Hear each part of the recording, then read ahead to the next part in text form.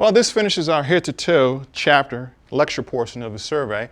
We're going to do the demonstration portion of it right now in terms of actual hands-on. Do we have any questions before we get started? No questions before we get started? Well, in this portion, I'm going to need a volunteer. Any volunteers, takers for this portion of it? Anyone? I'll do it. Sure, come on up. Thank you very much. Now, you do realize that I'm going to be touching you from head to toe. Okay, I just want to make sure you're in agreement with that. Okay, yeah. All right. So I'm going to move this right here, and I'm going to help you onto our table.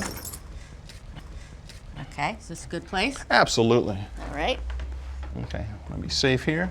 All right, hang on. All right. All right. All right. So I'm going to use our gloves in terms of our personal protection with regards to assessment. This is covered in your chapters. And again, I'm going to be doing a head-to-toe survey with regards to checking for swelling, bumps, bruising, and any type of deformities. Okay, this is part of the assessment skill that will help us determine or gather any more information with regards to the injuries and extent of injuries of our patient.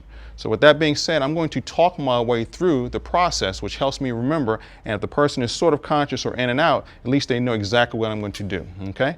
So I'm going to start with her head and work my way down her body. So here we go. Okay, I'm going to touch your head right now, see if I find any bumps, bruises, or deformities, any bleeding or anything like that. Every now and again, pulling my hand back to see if I find any bleeding or any fluid on my hands.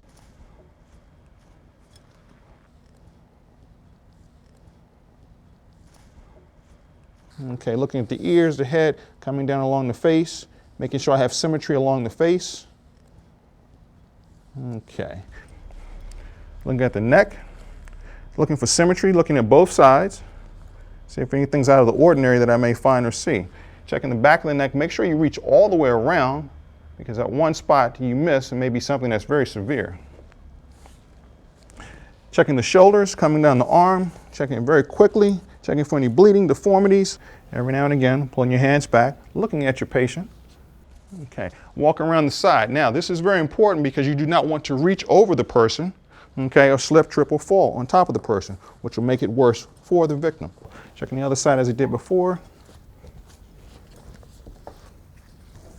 Okay, walking around the other side. Okay, continuing on with the chest, coming right down.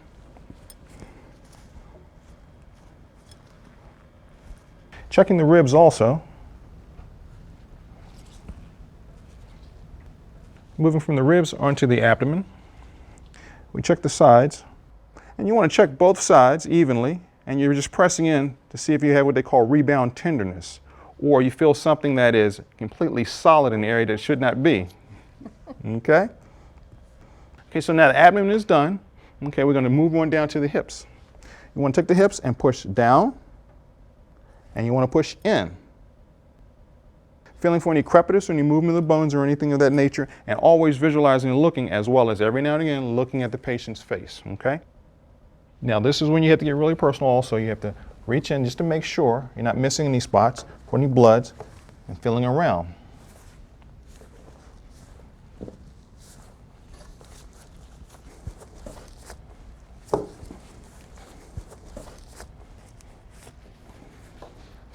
Okay, take the sheet off. Check for warmth. Okay. And walk to the other side again.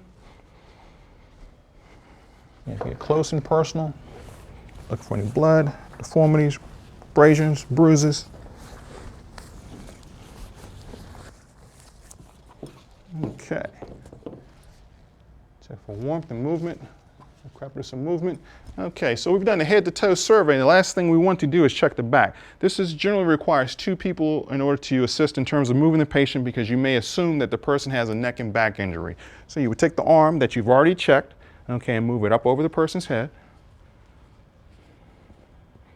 Okay. And as a unison, we'll roll them towards me to make sure I'm in control of her at all times. Okay, keeping her head and neck back straight, roll towards me. I have her. Okay, checking the back of the head again, confirming your findings initially, see if anything has changed along the way. No bleeding, bumps, bruises, or crepitus found. Roll back off. No deformities. Lay her back down. Position of comfort. Probably cover her up to give her some decency and keep her warm. And something to consider along the way as you're doing this is to, if she had glasses on or something like that, to give them a sense of security, make sure the glasses go back on the person, just to make sure. And one of the last things you want to note is you have to document any findings that you may have. Do we have any questions? If no questions, what we're going to do right now, I'll help you up right here, and we're going to break off into the groups in order that we can demonstrate on each other and go from there, making sure we understand the head-to-toe survey and the patient assessment portion of this chapter. If no questions, we'll get started on that, okay? All right, thank you.